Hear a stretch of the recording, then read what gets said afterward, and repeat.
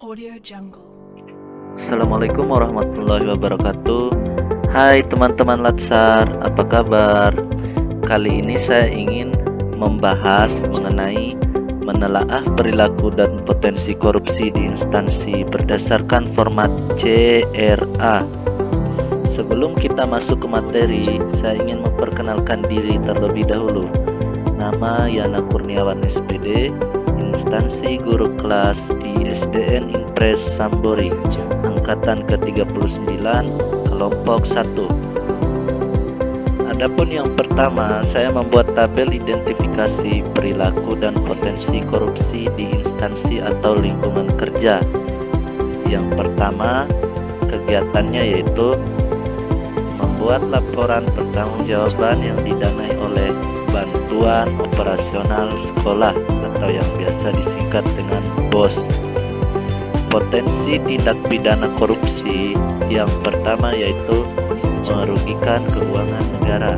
Yang kedua tentunya merugikan instansi sekolah.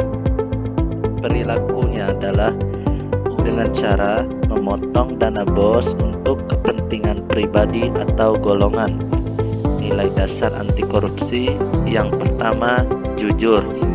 Uraiannya yaitu dalam melaporkan laporan pertanggungjawaban dana bantuan operasional sekolah, bendahara dan kepala sekolah yang berwenang akan hal itu diharuskan untuk jujur sesuai dengan kegiatan apa saja yang telah dilakukan dan tentunya disertai dengan lampiran dan dokumentasi.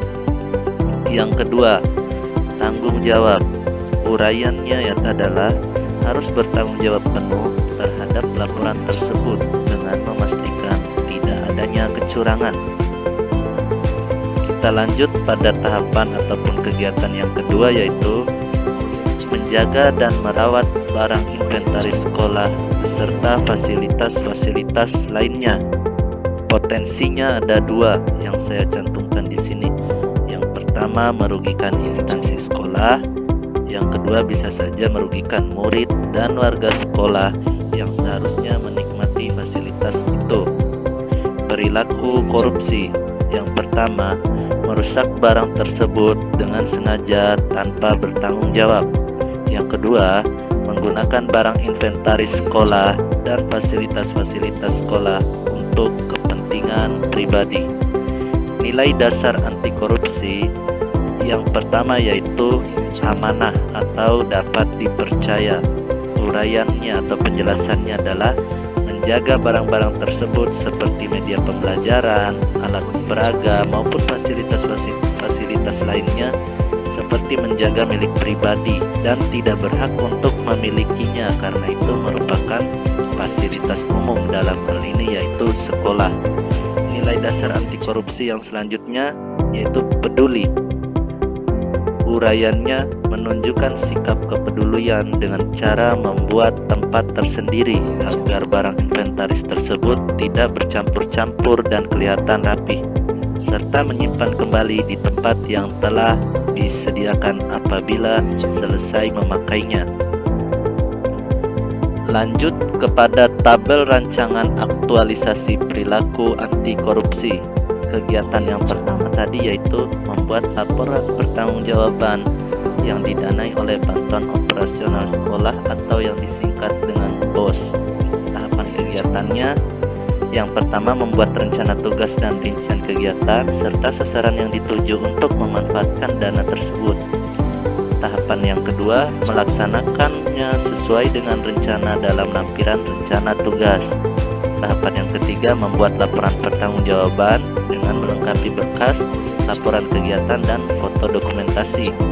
Yang keempat menampilkan berkas ke bagian keuangan daerah. Yang kelima mengarsipkan berkas. Selanjutnya hasil kegiatan. Yang pertama laporan pertanggungjawaban kegiatan selesai tepat pada waktunya. Yang kedua dapat dipertanggungjawabkan sesuai dengan porsinya masing-masing. Yang ketiga, berkas yang sudah diarsipkan disusun rapi agar ketika pemeriksaan dapat segera dilampirkan. Apa keterkaitannya dengan nilai-nilai aneka? Yang huruf A yaitu akuntabilitas, keterkaitannya adalah dapat mempertanggungjawabkan apa yang anggaran yang diberikan. Untuk nasionalismenya, bersama dengan tim yang ada dalam surat tugas untuk membuat laporan kegiatan. Untuk etika publiknya, patuh terhadap prosedur dalam menggunakan dana kegiatan. Yang keempat, untuk huruf K-nya komitmen mutu, segera mempertanggungjawabkan kegiatan jika sudah dilaksanakan. Huruf A yang terakhir yaitu anti korupsi, tidak menyalahgunakan dana yang kegiatannya tidak dilaksanakan. Kontribusi terhadap instansi, bekerja ikhlas dan profesional sesuai dengan sumber daya serta dana yang ada. Penguatannya yaitu menjadi contoh untuk rekan kerja lain dalam menerapkan nilai aneka tadi. Kegiatan yang kedua yaitu menjaga dan merawat barang inventaris sekolah beserta fasilitas lainnya. Tahapan kegiatannya ada 3. Yang pertama, membeli atau memperadakan barang inventaris sesuai dengan kebutuhan yang ada di sekolah. Yang kedua, menggunakannya tepat sasaran. Yang ketiga, menyimpan dan merapikan sesuai dengan tempat yang telah disediakan.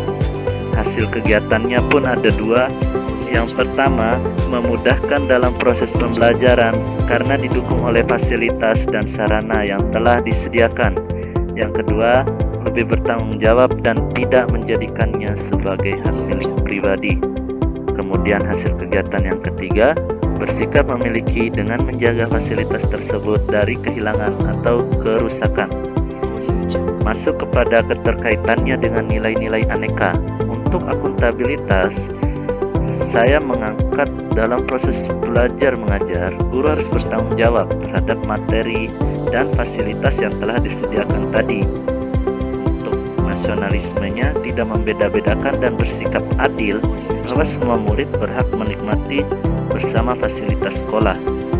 Untuk etika publiknya, menggunakannya dengan efektif dan efisien. Komitmen mutunya, meningkatkan mutu pembelajaran. Untuk anti korupsi, tidak bergaya dengan fasilitas sekolah. Kontribusi terhadap instansi, bekerja secara profesional dengan berupaya menyelenggarakan pembelajaran yang sesuai dengan standar, pastinya bermutu, dengan ditopang oleh fasilitas dan sumber daya yang ada. Penguatan nilainya menjadi contoh dan panutan bagi sekolah lain atau rekan kerja lain. Demikianlah presentasi singkat dari saya. Terima kasih.